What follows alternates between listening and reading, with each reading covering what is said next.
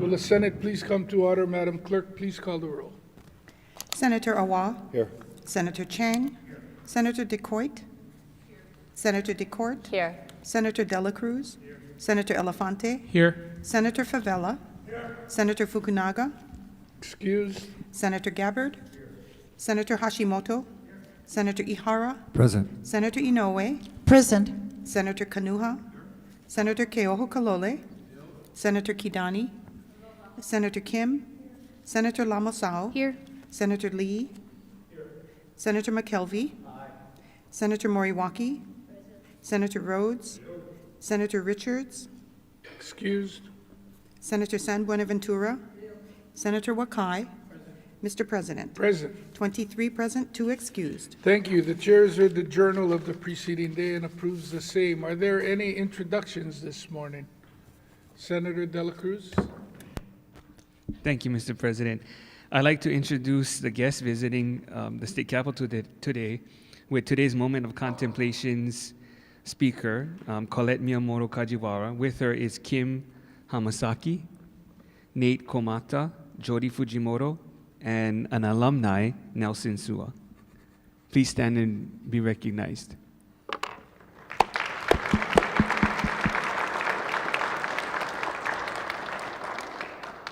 Just a quick story, if you don't mind, Nelson, is, he's an alumni from Storefront.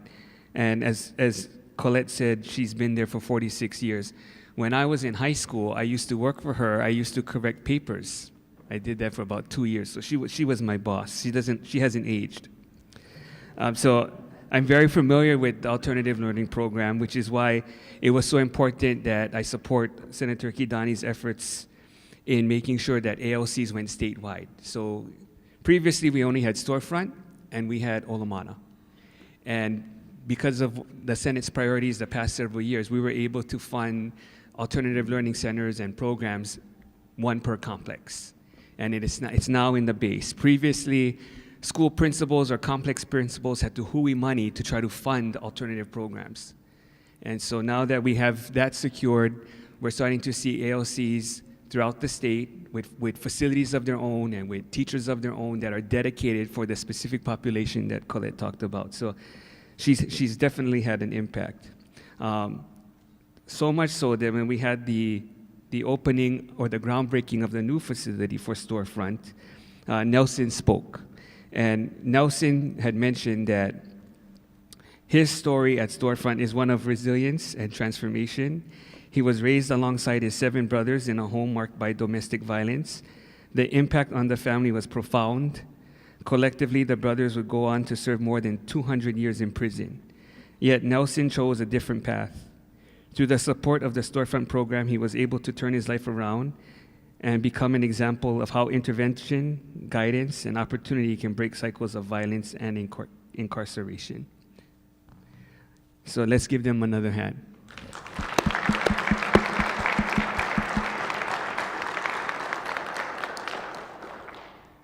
I'd also like to introduce, as many of you know, the Bill's chief, David Cho. He's with Jiha and their son, Noah. You can stand.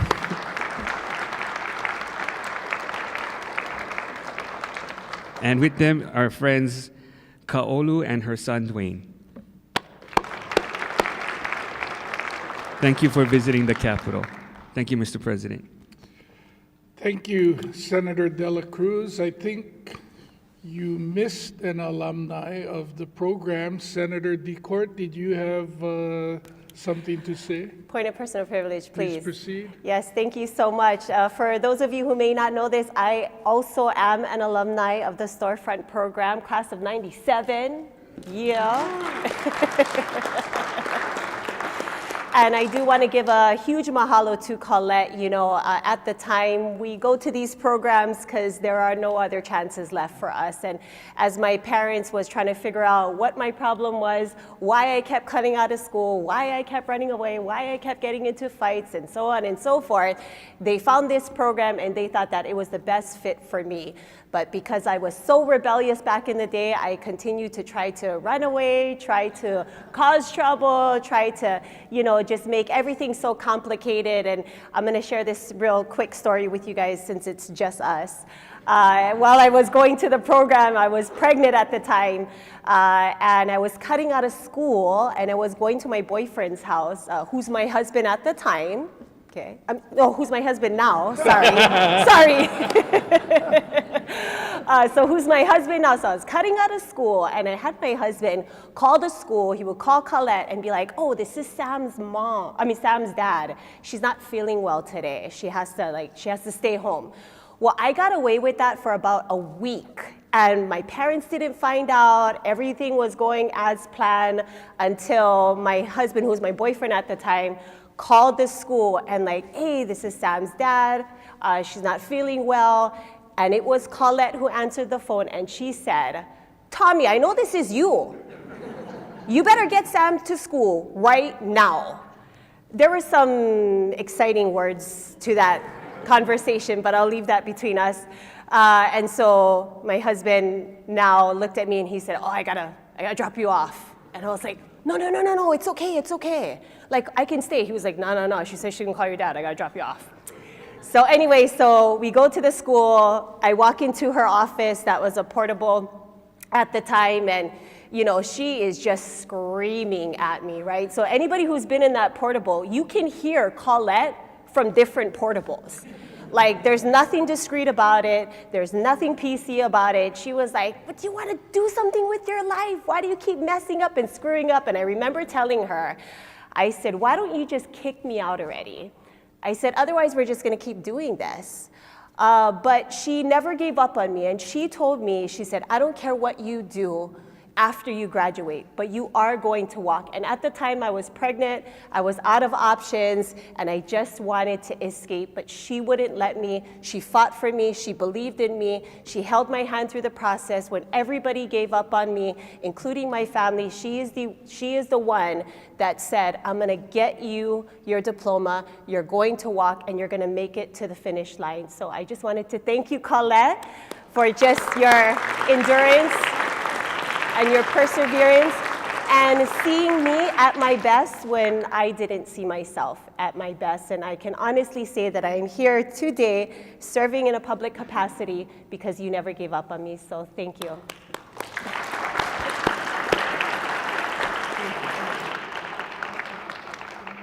And it's not normal for me to comment, but you know what I think is important.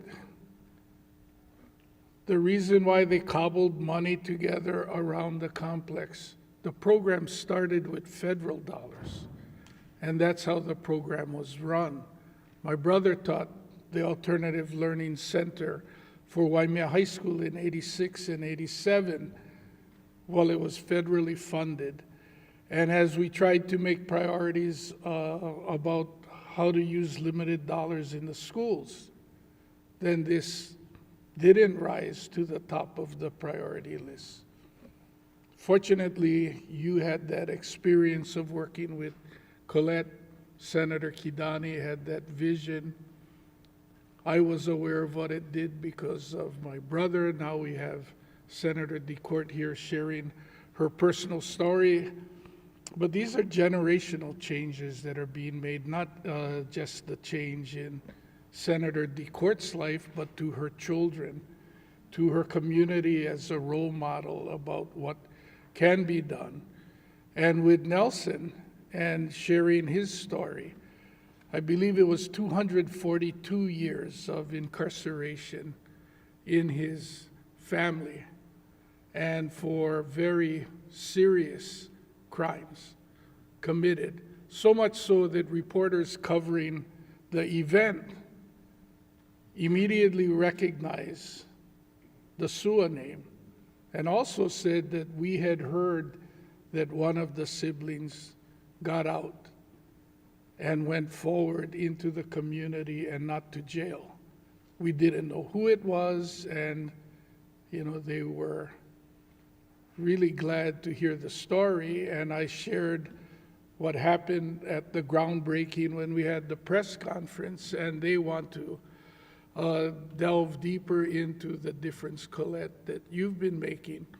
And Cheryl, who was a reporter at the time covering some of the crimes of the Sua family, talked to Nelson after he spoke, and his daughter either is attending or went to Harvard, I believe.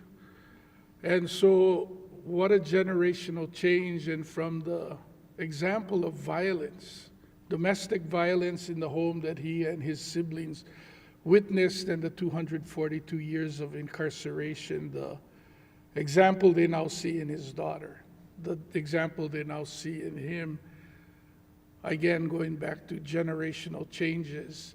And so we may argue and we may fight in some of the hearings, but we understand the education that we want for our children here in Hawaii can be a generational change if we achieve the goals. We all want the same thing.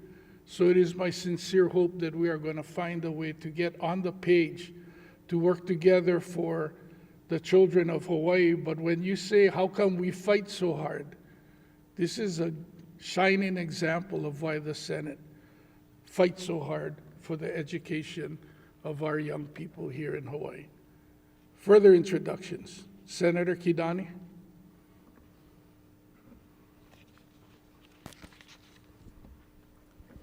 Thank you, Mr. President. I would like to welcome to the gallery today DOE Superintendent Keith Hayashi and his team, Assistant Superintendent, Office of Talent Management Sean Bacon, and Leadership Institute Executive Director Stacy Kunihisa, as well as his wonderful team and members of the Leadership Institute that helped us put together yesterday's student showcase. Mahalo and welcome.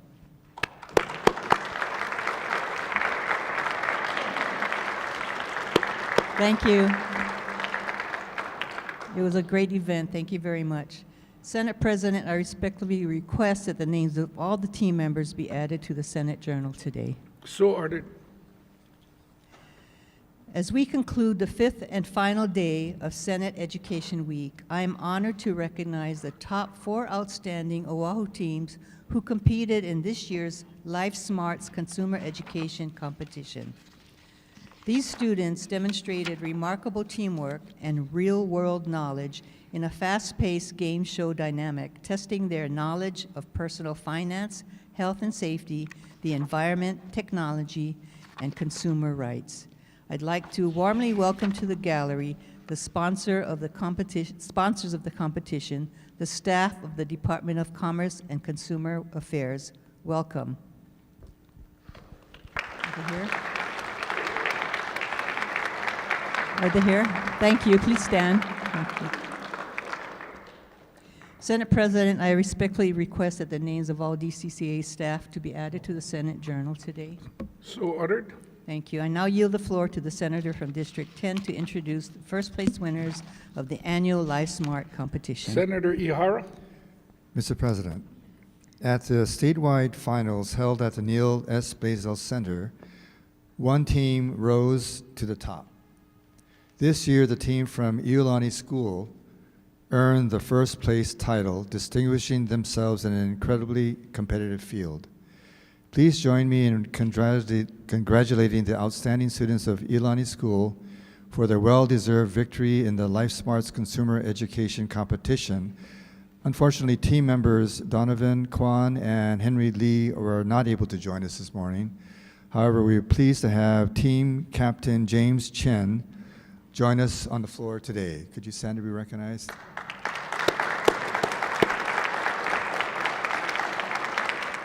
And joining us in the gallery are his parents, Jennifer and Eric, and brother Jacob.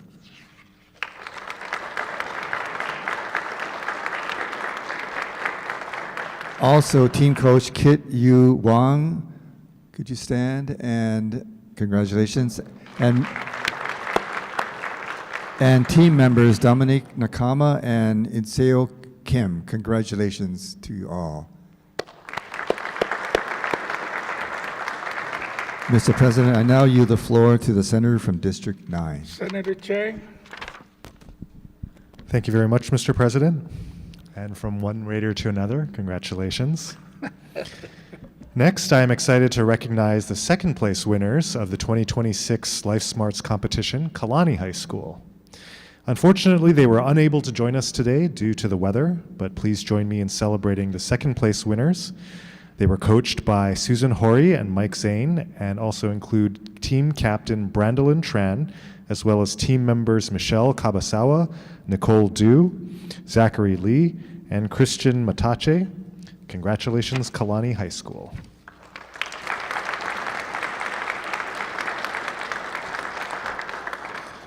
I now yield the floor to the senator from District 19 to introduce this year's third and fourth place winners. Senator Lamasao. Thank you, Senate President. Today, I have the honor of recognizing two winning teams who placed third and fourth place from Waipahu High School. Today, joining us on the floor from the third place team is team captain from Waipahu's Team 2, Jericho Augustin, and in the gallery, team member Caleb Doggio, as well as Waipahu High School Principal Zachary Sheets. Although unable to join us today, I would also like to recognize team members Kyle Baldovi, Chase Litchfield, and Felix Oxa, and Coach Cindy Takara. Congratulations, Waipahu High School Team 2.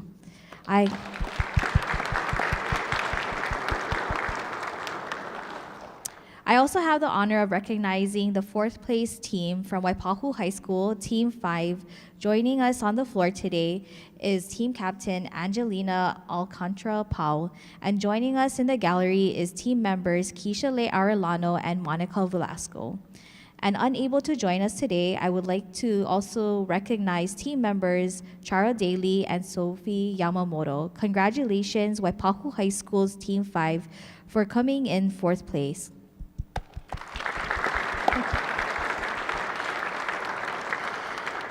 And although she was unable to join us this morning, I would also like to recognize a resident of District 19, Lori Misaka, the 2025 Hawaii Library Association Employee of the Year.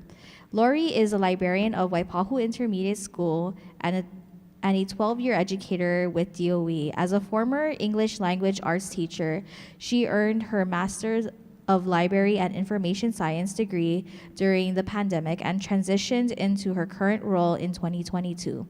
Lori collaborates with teachers to support student literacy and research skills while creating a welcoming library space where students can explore their academic and personal interests. Congratulations, Lori.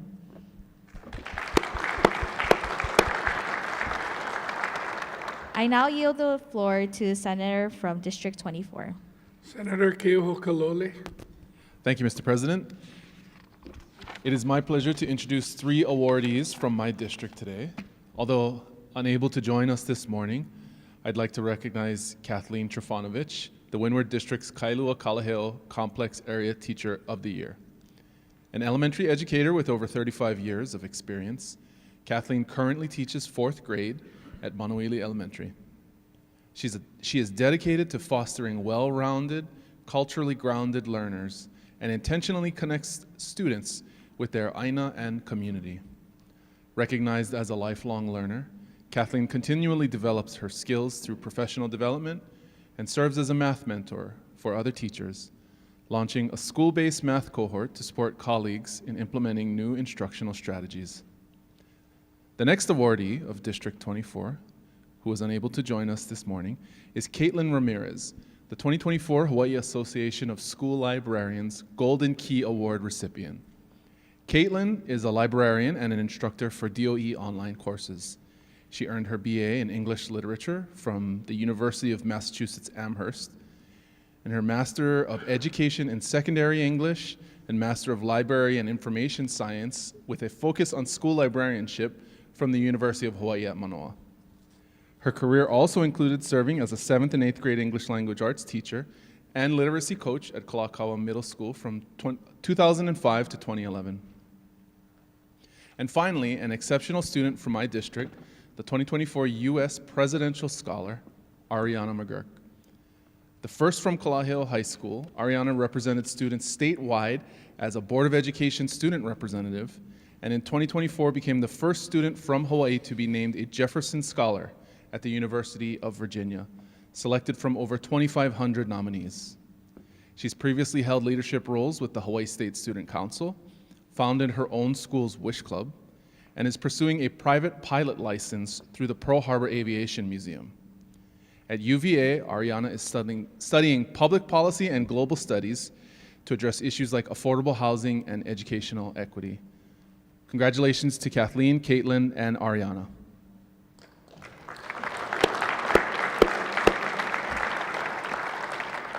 I now yield the floor to the senator from District 13. Senator Rhodes. Thank you, Mr. President. I would like to recognize two awardees who reside in District 13 who were unable to join us this morning, two Complex Area Teachers of the Year.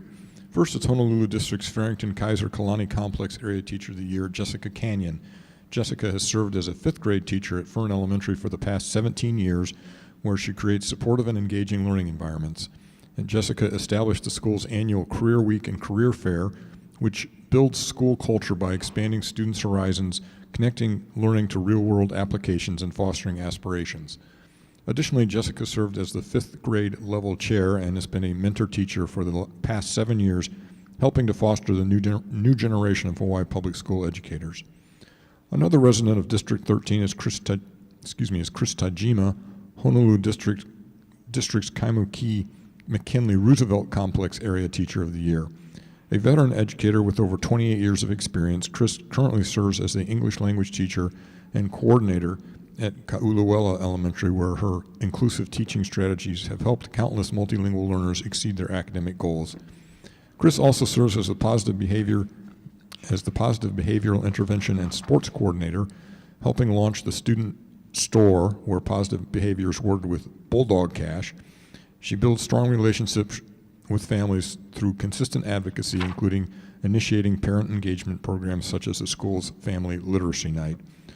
Mahalo, Jessica and Chris, and congratulations.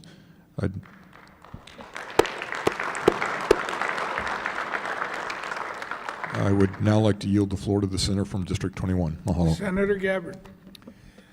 Mahalo, Mr. President. Thank you. I would like to recognize a resident of my district, Emily Mendoza, as Central District's Aiea Moanalua Radford Complex Area Teacher of the Year. Although she was unable to join us this morning, I would like to recognize Emily's achievements. Emily has been the culinary arts teacher at Aiea High School for the past 3 years. Her interactive lessons not only teach students essential cooking skills, but also challenge them to develop collaboration, communication, and critical thinking abilities vital for the real world. Emily provides mentorship opportunities with industry professionals, and her students regularly give back to the school community, applying their culinary skills to bake sales, snack fundraisers, community cooking competitions, and catering for school events. Aloha, congratulations, Emily.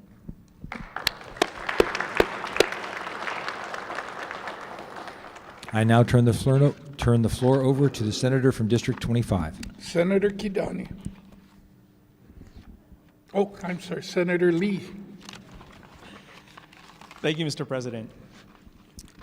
Although unable to join us this morning, I have the privilege of recognizing a resident of my district, the 2025 Milken Teacher of Promise, Kylie Nakano. As one of only 3 educators in the DOE implementing a dual language model that delivers the full curriculum in both English and Japanese, and as a certified international baccalaureate primary years program educator, Kylie integrates bilingual instruction with global perspectives to foster academic excellence and cultural appreciation. Kylie enhances learning through music, cultural immersion, and interdisciplinary projects, offering students experiences such as Japanese performances and speech contests that build cultural understanding and global mindedness. Let's give a warm congratulations to Kylie.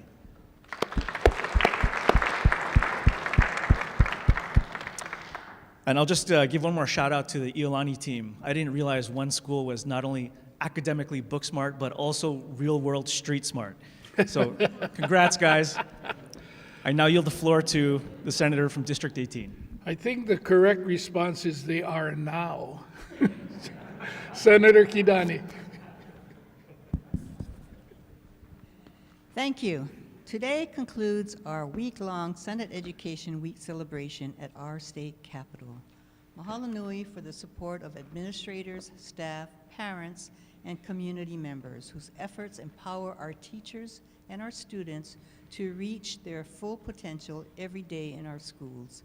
It was a pleasure to co-chair this year's Senate Education Week with our Education Chair, Senator Kim, and we thank everyone who helped make this year's celebration a great success. It is a special time of the year that I look forward to the most, and am proud to help recognize the accomplishments of our students, our teachers, and our administrators. Mahalo to all.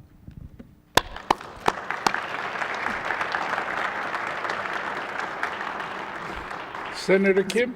I just want to extend appreciation for Senator Kidani's work on Education Week and her staff. They do a lot of work, and we just appreciate all that you've done. So thank you.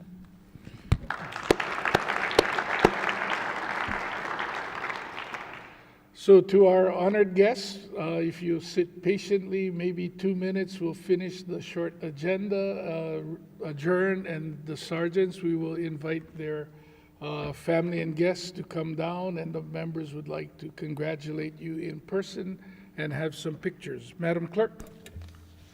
Governor's message number 775 withdraws a nomination to the Hawaii Teachers Standards Board. File. Governor's message numbers 776 to 791 transmit nominations to various boards and commissions. Governor's message numbers 776 to 791 are referred in accordance with the referrals listed on the order of the day. Referrals and re-referrals. Referrals and re-referrals are made in accordance with the order of the day and any supplemental orders of the day that may be filed later today. No further business, Mr. President. Are there any announcements today? If not, the chair has two. All Senate conferees for 2025 carryover bills in conference are hereby discharged and may be renamed at a later date. Second, after we congratulate our guests on the floor and get our pictures, I would like all of the members of the Senate to convene in the majority caucus room to discuss developing situations with the current weather. Senator Wakai. Mr. President, I move that the Senate stand adjourned until 11:30 a.m. on Monday, March 23rd. Senator DeCourt. Mr. President, I second the motion. It's been moved and seconded. If there are no objections, the Senate will stand adjourned until Monday, March 23rd.